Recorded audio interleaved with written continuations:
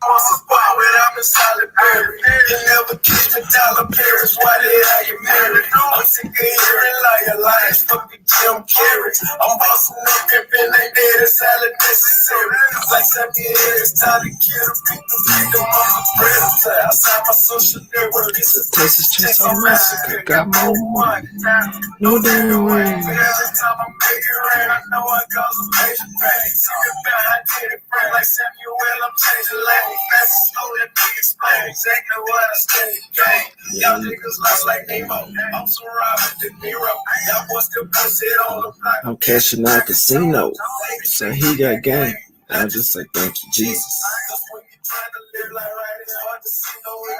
But I know I can't break same because I've been the person trying to dance.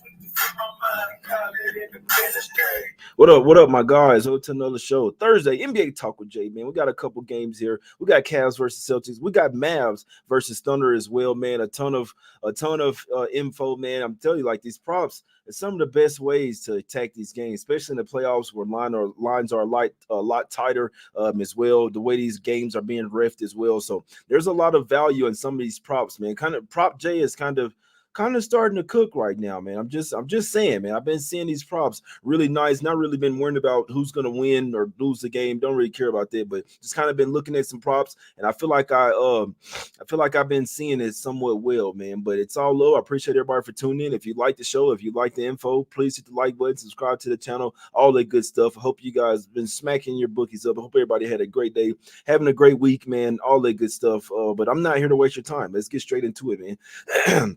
Let's go over to the streets of Boston in this one. Celtics land 13.5 points. We know game one, they absolutely smoked them 120-95. Cavs were able to keep it close there for a little while. And then obviously we knew that they were going to run out of gas and hit a wall at some point after coming off game 7. They lost the fourth quarter by they were in it in the first half and even made like a little run in the third quarter as well. But when it's all said and done, that fourth quarter is what really played them. 28-18, they just kind of took their starters out. They noticed their fate. You see what I'm saying? But something I noticed with the Cavs, man, it's crazy because like a lot of these props as well, the books be scared of them, man. They won't put out Isaac Okoro threes. They won't put it out.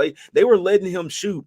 They basically, Okoro is one of those guys where it's like, all right, we're going to live with it. I know I'm at the gym all the time. I'm like, oh, we living with that. And sometimes you leave a guy open, and even if he ain't that good of a shooter, wide open is a lot different. You see what I'm saying? So Okoro is one of those guys at the gym, and I'm like, oh, I'm living with that shit. But guess what? They're still gonna make a few of them. And I believe he hit like 2 threes like in the first quarter. You see what I'm saying? He only went 3 for 8, but you see that the books will not have his 3-point props out, or at least the ones that I'm looking at right now. But Okoro threes could continue to be something in this series. I mean, we got to talk about Max Strus, man, because this guy here absolutely disappeared. I mean, he was nowhere to be found in the Magic series. He scored 5. He played 35 minutes. This motherfucker, he had 5 points, bro. Just absolutely sickening from Max Strus. I don't know what's going on from him. He's missing wide open threes.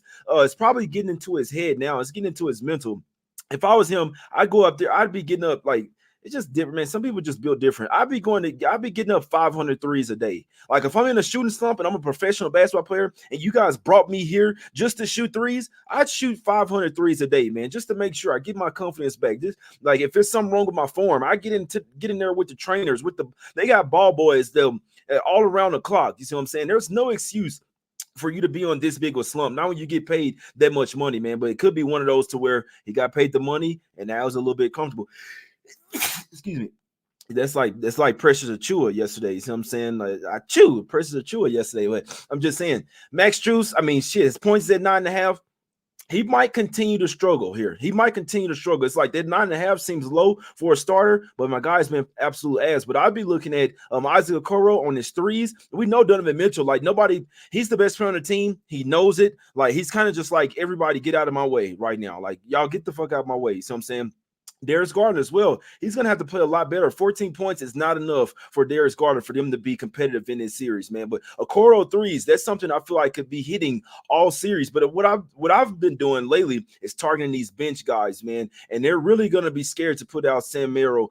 Sam Merrill threes, man. He's a guy that won't play a lot for the Cavs during the regular season. But in this particular series, remember, it's all a math game. They gotta try and take as many threes as the Celtics are taking. And who's one of their best 3-point shooters? That's Sam Merrill. I know he went 0 for 4 from 3-point land in the first game, but and only had 0 points. But if he's going to continue to play 17, 18 minutes, he's going to start to knock down some of these threes, man. So that's not a prop that's out yet, but that's something I'm targeting in this game. Isaac Okoro threes and Sam Merrill threes as well. These guys know, like, you got to attack some of these 3-point props for the Cavs because they know that they have to take a lot more threes to hang with the Celtics over there. You see what I'm saying? But Merrill, I expect him to have a lot better game in this one. He hadn't been playing a lot. Now him knowing that he's going to get some playing time coming off the bench, I expect him to have a little bit better game in this one, my guys. And Karis LeVert, really bad game as well, only 4 points. Their bench is really going to have to step up because that's the one thing that they might be able to like beat the Celtics in, like in the bench minutes. But gotta like Derek White, man. You gotta like Derek White, man. Derek White has been shooting 50% from three so far in the playoffs. He's 28 of 56 from 3-point land, man. And my guy Keach, I know he likes to my guy Keach, he was on pressure too unders, as I'm just saying. But he likes Derek White under 3.5 threes, and I don't really agree with it, man. I think Derek White is shooting with confidence right now. Derek White is probably the most important player for the Celtics right now. We know that Jason Tatum, Jaylen Brown, these guys are going to cause plenty of attention, but they don't really have a lockdown defender to put on Derek White. They're playing him one-on-one. When you have this guy when he's hitting off the dribble threes, it's really going to be tough to stop him, because most of the threes, it would be like he would pull up in transition, or he would be a catch and shoot three. But when he's doing like step back threes and making them, and you see him out there shaking his head, he has confidence. I still feel like 3.5 threes is a little bit too low for Derek White out there. We know once he get hot, if he makes his first three, you better shut it down, man. He's averaging 4.67 makes a game, and he's taking 9.33 threes a game as well. So the shot attempts are there for Derek White. The confidence is there. It's almost like he's shooting into the ocean or something. You see what I'm saying? Another points prop that's a little too low for a Celtics bench player. They're actually playing Peyton Pritchard now. I believe his points total is at 7.5. He had 16 in game one. He's playing 24 to 25 minutes. He is their point guard coming off the bench. You see what I'm saying? Like he's really the only other point guard on the team other than Drew Holiday. We know that they'll have Jason Tatum and Jaylen Brown bring the ball up the floor, but Pritchard is getting minutes. He's having confidence. He plays a lot better at the house as well. I think that 7.5 is a little bit too low for Peyton Pritchard, to be honest with you, man. And guys like Hauser as well, they're going to continue to play minutes off the bench. Luke Kornet and Sam Hauser, those two didn't really have a great game in the first game. Kornet had 10 rebounds. He was on them fucking boards. But those guys are going to take threes, and they're going to be making some threes as well. I expect Hauser to take more than 1 3. So the bench guys, sometimes you have to wait on them. Sometimes you have to wait on them to the props to come out, like sometimes right before the game. But I'd be targeting some of these guys, especially in this series, the 3-point props for these guys that we know that's just gonna let them fly, man. So Okoro and Sam Merrill for the Cavs, and then for the Celtics as well, Sam Hauser, I do think he has a bounce back game, and then Peyton Pritchard, his points, I think is a really good look as well, man. So we're just talking some shit. I just kind of been like looking at some props here lately, man. Watching the game, getting a feel for the game. Obviously, game 2 are some of the hardest games to predict, because that's when teams have the adjustments. You see what I'm saying? So it could be a little different for Okoro today. They might be like, all right, we're not letting your ass shoot today. You see what I'm saying? But I know Derek White, I really think that's a good look over his 3.5 threes. And I know sometimes guys can be in regression, but he made 7 in the first game. He's shooting with confidence right now, man. And the main guys, Jaylen Brown and Jason Tatum, that's who are drawing the best defenders for the Cavs over there. You see what I'm saying? So I feel like Derek White, once again, will continue to go bunkers in this series, guys. Let's go over to the streets of OKC in this one, man. Thunder laying 5 points at the house versus the Mavs. I'll tell you this right now, man. Luka does not look good. I mean, it's even worse because he keeps falling down on the floor as well. Like when you have a banged up knee, banged up ankle, and shit like that, every time you fall on the floor, you got to worry if this guy is going to get back up, man. I really think there is some substance to continue taking Luka under his PRA, man, because what's happening? He's getting the assist. You know what I'm saying? When you notice Luka not even going for the rebounds, that tells me that he's really fucking hurt. You know what I'm saying? He played 41 minutes in game 1, shot the ball horribly, 6 of 19. 1 of 8 for 3, only 19 points. And he's got Lou Dort all into him. Lou Dort is on him like white on rice. You dig what I'm saying? So as long as Lou Dort is going to be all in Luka's face, it's 2 things that you can capitalize off of that. Obviously, Kyrie is going to have a lot better chance to go over his points total at 23.5. And then Luka, I'm not even lying. It's obviously it's scary, but like in the playoffs, like this, they have some of these games where it's like regular season numbers. This is the playoffs. The game slows down. Every possession matters. Luka with his points sitting at 30 and a half points and rebounds, like at 40 and a half. That's too high. I believe his PRA is at 50 and a half as well. That's too high for Luka here, especially with him being injured, especially him having one of the best defenders in the league all on him the whole fucking game. I mean, would I be surprised if Luka had a bounce back game? But I think, put like this, Luka's not getting the calls in OKC. That's what I'm telling you this right now. And it's like SJ and guys like that, they're getting the calls, and they're getting the calls over there for OKC, man. So I don't really respect it, but you just got to notice the patterns. The refs are calling every little touchy fouls for the Thunder is what they did in game one. The Mavs, they couldn't really get shit. They weren't really getting many foul calls there. You see what I'm saying? I think the Thunder had 22 free throw attempts in the first half of that game. It was absolutely bonkers, man, to be honest with you. So it's just kind of crazy that in some of the other series, they were letting them play, but with some teams, they're still calling like regular season type fouls, man. I'm just saying, we just noticing the patterns here, man. So Luka, if he's not getting those fouls, in my opinion, there's no way in hell he's going over his points total. There's no way in hell he's going to go over his I don't think he's going over his rebounds for the simple fact that his knee is fucking with him. He doesn't even want to jump he don't want to jump like how he used to be, like when he was going for MVP. But I'm not gonna lie to you, he could be a little pissed that he didn't get MVP. But like Luka's hurt, we can tell he's hobbling down the floor, and it's not regular where he can go out there and get the worst shooter on the team, because the Thunder are surrounding the whole team with shooters as well. You see what I'm saying? So Luka can't have a cop out. Oh, I'm just gonna stay in the paint and lead this guy in the wing. You can't do that with the Thunder. Everybody are shooters. You see what I'm saying? So I think Luka goes under his rebounds. I think even if he goes over his points, I still think he goes under his rebounds and still probably sneaks under his PRA as well, unless he's getting the foul calls and know it, man. But if you like it in Mavs, you probably want to target them in the first quarter. That's the main time that Josh Giddey is playing minutes, and Josh Giddey unders is going to be a thing as well. He only played 17 minutes in game one. He had 2 points, 5 rebounds, 2 assists. You see what I'm saying? I believe his PRA is at 18.5. I talked with this one out with my guy on buckets, my guy Sean Little, man. So he's on Giddey. He's on Giddey PRA under, and the Thunder might not be able to play Giddey a whole lot in this series. Why? Giddey's not a great shooter, for one. He's a good facilitator, but he's not. First off, hide your kids. You know what I'm saying? But he's not a great shooter at all. And then you have guys that's coming off the bench that are a lot better shooters than him, are a lot more versatile and better defenders as well. Aaron Wiggins, Casey Wallins, Jalen Williams. You see what I'm saying? That Jalen Williams, that was a really good prop, man. His PRA in game one was 6.5. My guy had 11 points. He had 11 points, 9 rebounds, 2 assists. He absolutely smashed that PRA. I'll be interested. Guys, let me know in the chat, what do y'all see for Jalen Williams? This is not the starter Jalen Williams. This is the guy that went to Arkansas, the light skin with the dreads, Jay. I believe Jaylin Williams. That one. It's not Jalen. His PRA was 6.5 for the first game. That shit was way too low, my guys. Way too low.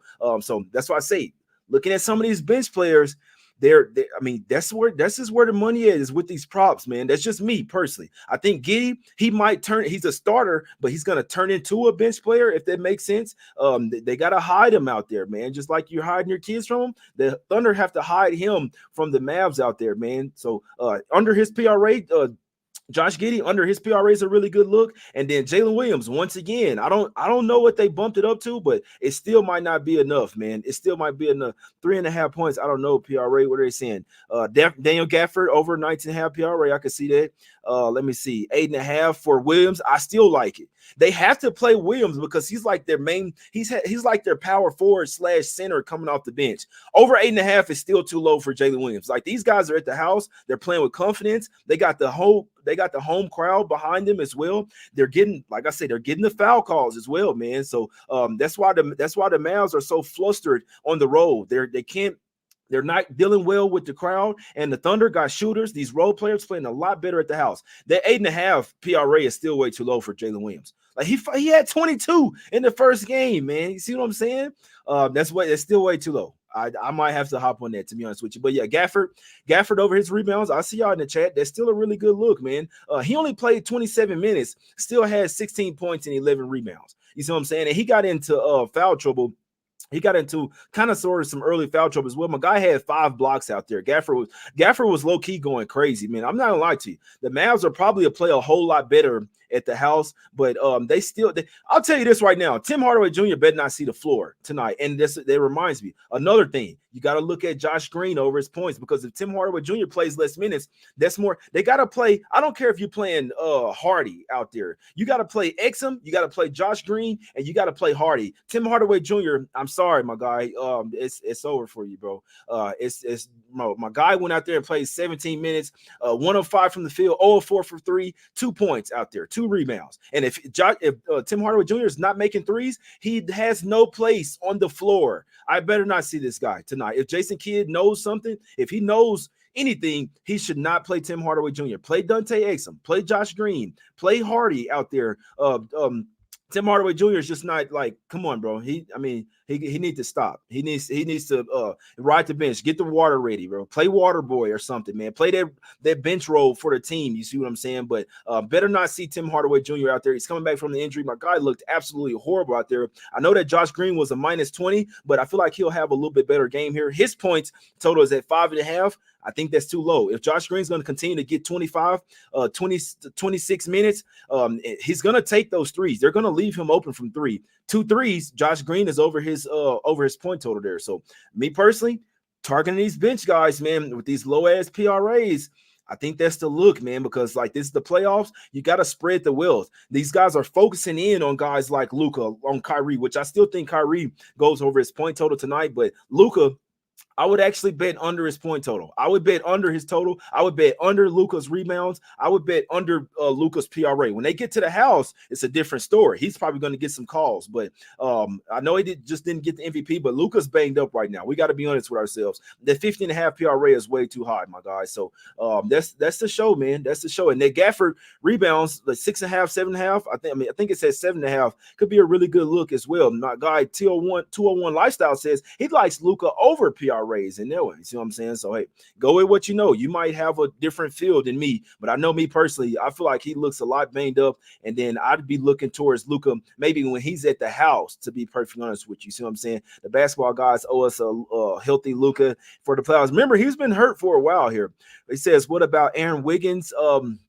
I don't really have a good feel for that one, to be honest with you, man. So he did play 23 minutes in the first game, had 16 points as well. He's an 18 plus minus. Actually had one of the best plus minuses on the team. Aaron Wiggins could be a look. Like I say, they're gonna play their guy because that's where the Thunder have the advantage, especially at the house. Wiggins, Casey Wallace, Jalen Williams, Isaiah Joe.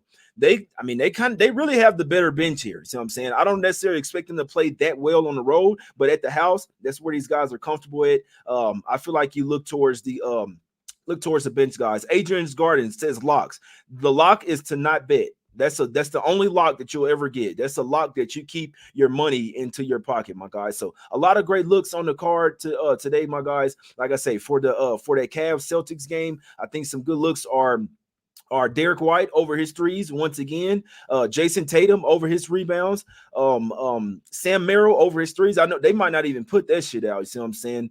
Sam Merrill over his threes could be a really good look as well. Max Strus under his fucking points. That guy there is fucking trash, man. Peyton Pritchard over his points coming off the bench. He's going to continue to get like 20 minutes. I think those are some really good looks in that game. And then for that Mavs Thunder game, man, Jalen Williams over 8.5 PRA once again coming off the bench. I mean, it's a really solid look. It's a solid fucking look, man. He went over there just with points alone, my guys. So be interested to see if they play Tim Hardaway Jr. again, the Mavs. I don't want to see him. I think Josh Green gets over his 5.5 points. I think Exum plays a lot more minutes here as well. I think Kyrie goes over his 23.5 points. I see Luka going under his PRA at Nelwyn, man, despite what my guy in the chat thinks. But if you wanted to, you could just target Luka's under his rebounds because I believe they still have it like at 9.5. I don't see him going for the boards like that right now. They need him on offense. He's kind of just letting Gafford get the boards. He's letting Lively get the boards when they're out there. You see what I'm saying? So Gafford over his rebounds is a really good look as well. PJ Washington getting the boards. They're spreading the wealth. It's not like Luka's not getting all the boards right now, and he has a bum knee. So you're not trying to jump. You're trying to jump as less as possible when you have that bum knee, my guy. So Luka under his rebounds is a really good look, to be honest with you. If you didn't want to just take PRA, just focusing under on his rebounds, in my opinion, is a really great look there as well. And Luka over over 4.5 of looking towards the refs for a foul call, over 4.5 that smashed. I wish we could bet on that shit, my guys. But that's the show today, man. It's a lot of good prop looks in my opinion, man. But target those bench guys for the Thunder.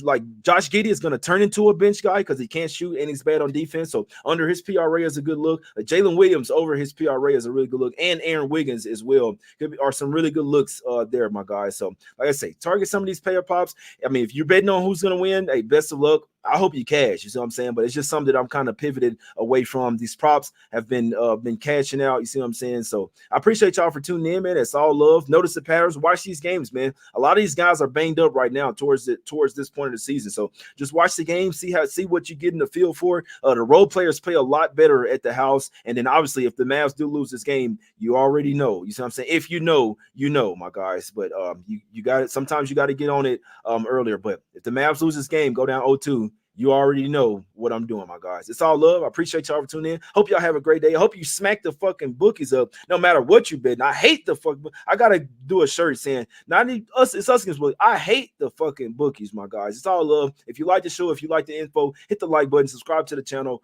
It's all love, my guys. I'll be back tomorrow at 1 p.m. Eastern. I'm out. Let's go.